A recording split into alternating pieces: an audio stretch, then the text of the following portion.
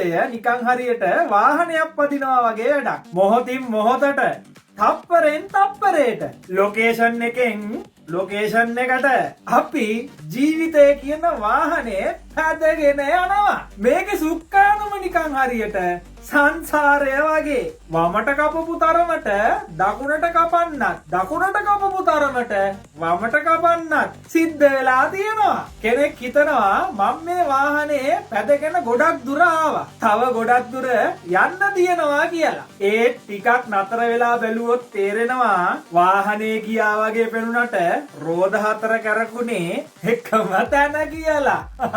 අපිත් එහෙමයි. අවුරුදු ගානක් ජීවත් වුණාට තරහව ආශාව, දිය, තනිකම, මානය, ආඩම්බරකම වගේ හැඟීම් අලුත් ඇඳුම් ඇඳගෙන අපේ ජීවිතේට එනවා යනවා. මොහොතින් මොහොතට පේන්නේ අලුත් අලුත් රූප. මොහොතින් මොහොතට ඇහෙන්නේ අලුත් අලුත් ශබ්ද. මොහොතින් මොහොතට දැනෙන්නේ අලුත් අලුත් දැනීම්. මොහොතින් මොහොතට හිතෙන්නේ අලුත් අලුත් සිතුවිලි. ඒත් මේක ඇතුලේ කරකෙන්නේ එකම සංසාර චක්‍රය. මේ වාහනේ පැඩල් 3ක් තියෙනවා. එකක් ඇක්සලේටරේ. ඒකෙන් වෙන්නේ දේවල් ලබා ගන්න එක, අල්ල ගන්න එක, පස්සෙන් දුවන එක. අනික බ්‍රේක් එක. ඒකෙන් වෙන්නේ තල්ලු කරන එක, ප්‍රතික්ෂේප කරන එක, වළක්වන එක.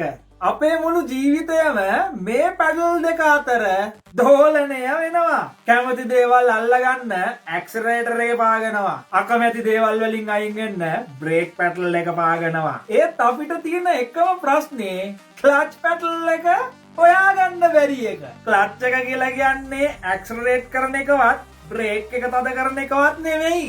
සරලවම කිව්වොත් කිසිවක් වැළඳ ගන්නෙත් නැතිව කිසිවක් ප්‍රතික්ෂේප කරන්නෙත් නැතිව මැද තැනක අවදියෙන් ඉන්න එක.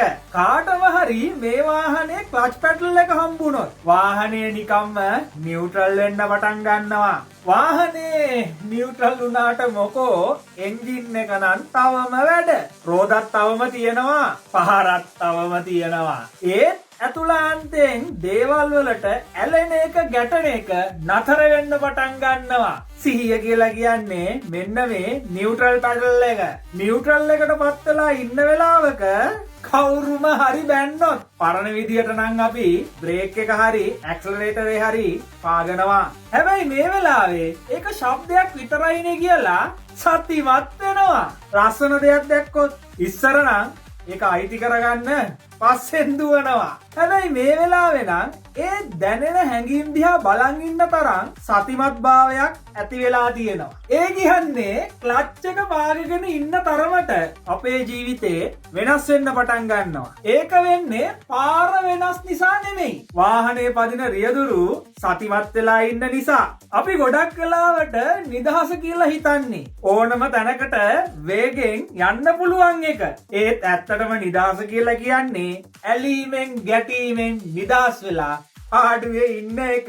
රෝද කරගෙනවා, ලෝකය දුවනවා, පේනවා, ඇහෙනවා, දැනෙනවා, සිතුවිලි එනවා යනවා. ඒ සියල්ල මැද නියුට්‍රල් එක පාගෙන අපි සිහියෙන් ඉන්නවා. එතනින් තමයි මේ සංසාර දිගු ගමනේ මේ දුවන වාහනය නතර කරගන්න තියෙන එකම විදිහ.